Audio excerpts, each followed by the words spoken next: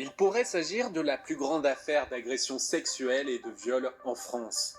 Le docteur Joël Le Squarnec est poursuivi pour des violences commises sur près de 300 victimes identifiées par la justice. Des faits commis durant 30 années, en majorité dans les hôpitaux où il travaillait, malgré quelques alertes, le docteur Le Squarnec a échappé au radar de sa direction, de la police et du ministère de la Santé. Comment ce pédophile revendiqué, qui consignait scrupuleusement ses viols dans des journaux intimes sordides, a-t-il pu s'attaquer à des centaines de victimes en toute impunité?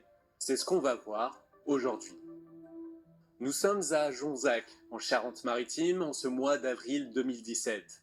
Une petite fille de 6 ans alerte ses parents, leurs voisins, un médecin alors âgé de 66 ans, s'est exhibé devant elle avant de lui faire subir des attouchements. Ce témoignage est la clé. Il permet aux gendarmes d'entrer chez ce voisin, chez Joël Le Squarnec. Sa maison est l'antre de la perversion. Les enquêteurs découvrent 70 poupées d'enfants. Certaines d'entre elles se sont vues rajouter des attributs sexuels. Des disques durs sont cachés sous le matelas. Ils renferment 300 000 photos et vidéos à caractère pédopornographique. Mais le comble de l'horreur se trouve dans les journaux intimes de Joël Le Squarnec. Les enquêteurs découvrent des centaines de récits d'agressions sexuelles et de viols commis par le médecin. Il raconte à la première personne son mode opératoire, le nom de ses victimes, parfois même leur adresse. Et ce, sur 30 années d'activité dans une dizaine d'hôpitaux de l'ouest de la France. Un procès a lieu en mars 2020. Il est poursuivi pour viol et agression sexuelle de 4 mineurs. Ces 4 victimes sont sa petite voisine qui a donné l'alerte, 2 nièces et une patiente dont il s'est occupé dans les années 1990.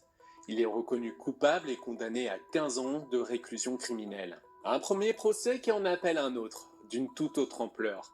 À compter du 24 février 2025, le docteur Le Squarnec sera appelé à comparaître devant la cour d'assises de Vannes. Il y est poursuivi à nouveau pour des faits d'agression sexuelle et de viol, mais cette fois sur 299 nouvelles victimes, 158 hommes et 141 femmes qui avaient en moyenne 11 ans au moment des faits. Le chirurgien a principalement sévi dans les hôpitaux bretons et en particulier à Vannes, mais il est aussi passé par Loches et Jonzac. Ce procès exceptionnel, long de 4 mois, permettra peut-être de cerner davantage la personnalité complexe du docteur Le Squarnec. Il a lui-même 3 fils et vit seul depuis sa séparation avec sa femme en 2004. Une expertise psychiatrique, révélée par Libération, estimait que le médecin ne présentait pas de signes évocateurs d'une quelconque maladie mentale. En revanche, il ne semble pas considérer l'autre comme un sujet, mais plutôt comme un objet sur lequel il cherche à avoir une emprise. Le médecin ne présente aucun regret, aucun remords. Ce pédophile assumé et revendiqué prend plaisir à détailler comment il passe à l'acte. Une partie de ses victimes ont été agressées au bloc opératoire. Elles étaient alors sédatées, en phase de réveil ou d'endormissement, ou bien sur leur lit d'hôpital. Le docteur Le Squarnec prétextait alors un geste professionnel pour passer à l'acte.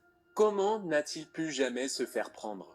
Une enquête préliminaire contre X pour abstention volontaire d'empêcher des crimes ou délits contre l'intégrité physique menée par le parquet de Lorient permettra peut-être d'apporter des réponses.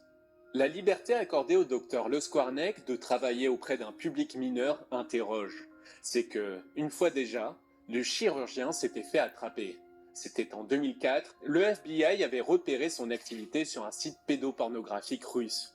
Arrêté par les gendarmes, il avait été condamné à 4 mois de prison avec sursis, sans obligation de soins ni d'exercer. Parti à Jonzac, Le Squarnec avait informé sa nouvelle direction à l'hôpital de se démêler avec la justice, mais aucune mesure préventive n'a été prise. Des signalements visant Joël Le Squarnec sont aussi remontés jusqu'au ministère de la Santé. Là encore, cela n'a eu aucune conséquence pour le médecin. Peut-être que le procès qui débute le 24 février apportera des éléments nouveaux à cette partie de l'enquête. Surtout, les 299 victimes espèrent des réponses et comprendre après le choc de la révélation.